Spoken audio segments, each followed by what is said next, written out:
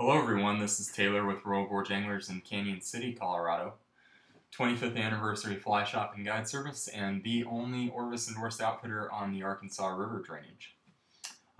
Just a quick update for Labor Day weekend approaching here this week. We've got a lot of changes on the Arkansas River here in the recent last week here.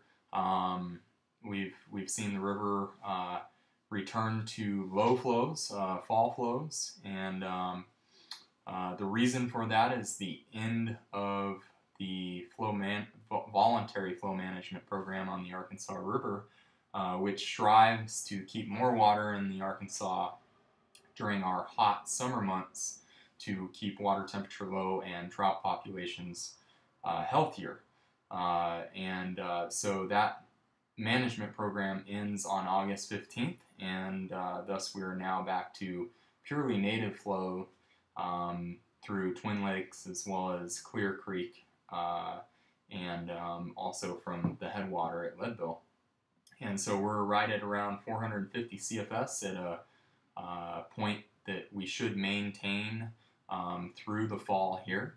And obviously, 450 being a low flow on the Arkansas from 800 CFS as an average flow makes the river extremely accessible.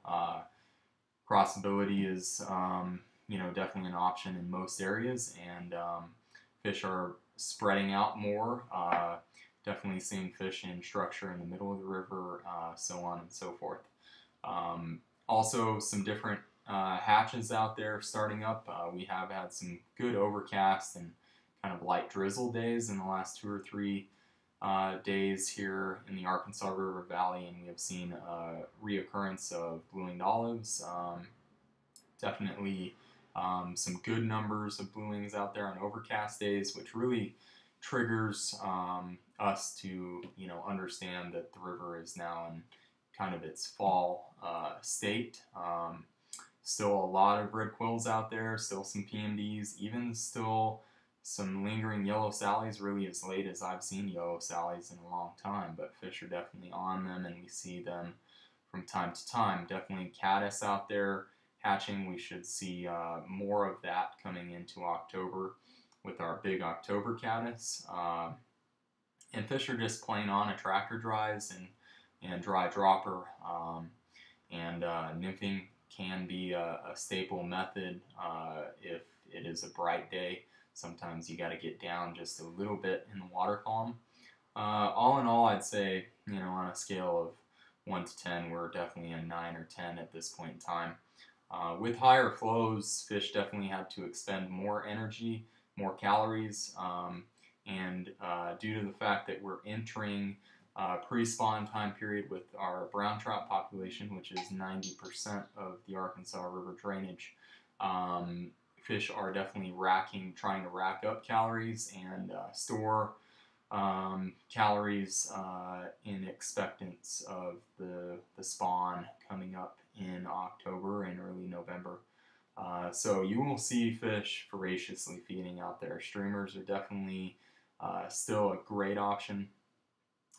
Let's go ahead and look at some rigging methods and some patterns to kind of get an understanding of what we like as guides on this river at this point in time. Obviously hatch matching dries, we've still got a lot of PMDs. We've got some red quills. On the PMD side, your hatch matcher is going to be your sprout PMD. It kind of is a #1 authority for your PMD adult. Just a great representation, that PMD sprout. Then a lot of olive caddis hatching, a lot of egg-laying caddis also.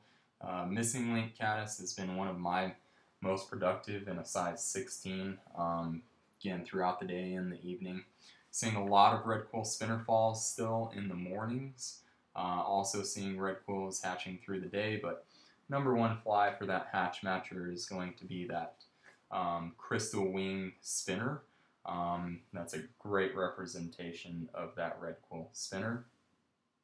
Your blue-winged olives, a variety have really worked well in the last couple of days. First and foremost, Larry Kingery's Wild Turkey Beta. It's excellent, excellent representation. And then also our low water Betas, which is a CDC representation of your blue-winged olive. Both dries again. What we like to do, what our guides are very productive doing, is running those hatch matching dries on a long drop in a dry, double dry rigged scenario with something smaller like a 16, Jaeger's 409 in the red. Red is a great color in the fall. Also another favorite is the Hippie Stomper in the red coloration. Or even Larry Kingery's Mama Ape, which is alternated colored foam body stimulator. Like to run those up top and run those dries underneath on a long 24 to 26 inch drop. Just a lot easier to see, especially low light conditions, and a lot of times those fish will come up and take that lead fly as an attractor. So you've got a really good option there. Really tend to go more double dry than anything, tending to kind of shy away from that single dry scenario unless fish get really picky and you think they're spooking on that front fly. Other big dries that obviously our big October caddis are not far away, and we've already seen some big caddis out there, but that big orange-bodied October caddis is awesome. Getting into our bigger lead attractor flies that we like to run, nymph droppers, tungsten droppers, double tungsten droppers off of. Crystal stimulators are great in the tan and red. Red, again, a primary color for our attractors right now. Your red chubby in the bigger size, 10s and 12s on those. Your Amy's Ants in the red coloration, 10s and 12s. And then we've also continued to do extremely well on what's called a wing Chernobyl, which is basically just a tan chubby in both sizes 10 and 14.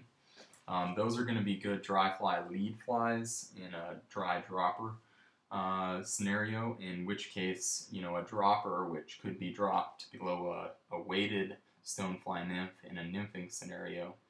The main droppers we like are going to be our hot wire mayfly red quill.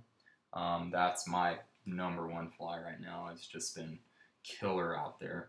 Another red quill is the BLM pheasant tail, which is a flash body pheasant tail, both in size 16s and 18s. PMD nymphs are still rocking it out there. I really like the lightning bug in a size 16 and 18. And again, just one of my breadwinners all summer has been the Mercer's Poxyback PMD. Great fly. Ton of caddis larvae out there too. A lot of caddis movement going on right now as far as free swimmers are concerned, and our bigger October caddis. So we really like our QD larvas and our other caddis larva representations as droppers. Again, if you want to run a nymph rig a little bit deeper, say the day brings you a pretty bright high sun midday where fish aren't looking up for a dry dropper or a double dry. Right now, rubber leg stone in the gold coloration. Also, the brown representation has been good. Biot epoxy stone has been one of my favorites out there in the lighter color in both sizes. And then the micro stone in a black coloration, which is that Biot body as well, has been just awesome.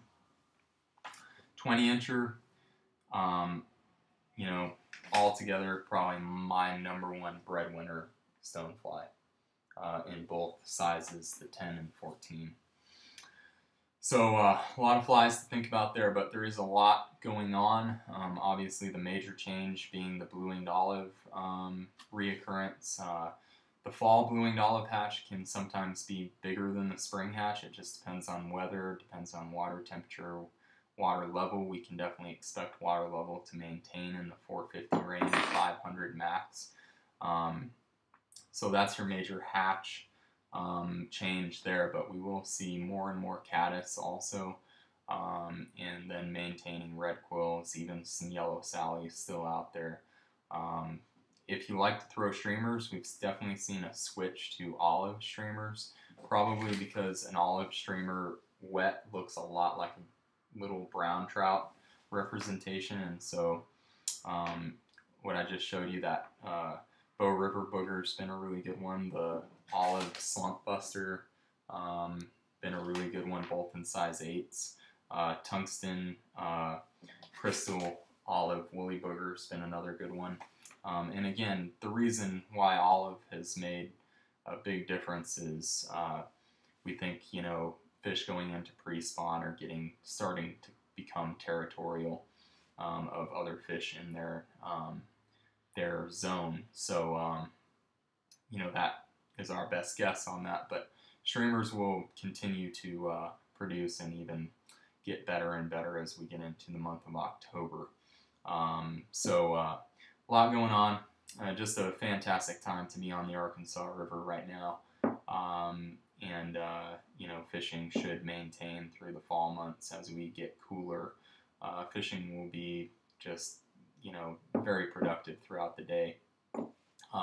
As of now, we do prefer to get on the river, you know, right around 7:30, 8 o'clock.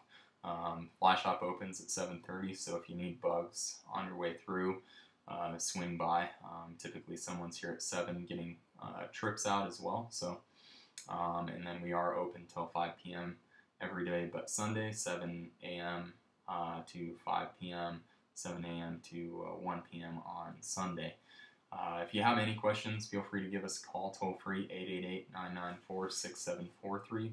We look forward very much to seeing you, and if you do have any questions about how to approach this fishery and, you know, what flies to use and where to fish and different things like that, sometimes the best solution is to hire a guide for a half day or a full day.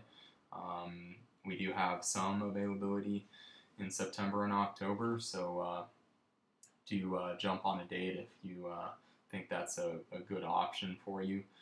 You can book online at royalgorgeanglers.com, or you can give us a call, again, toll free, 888-994-6743.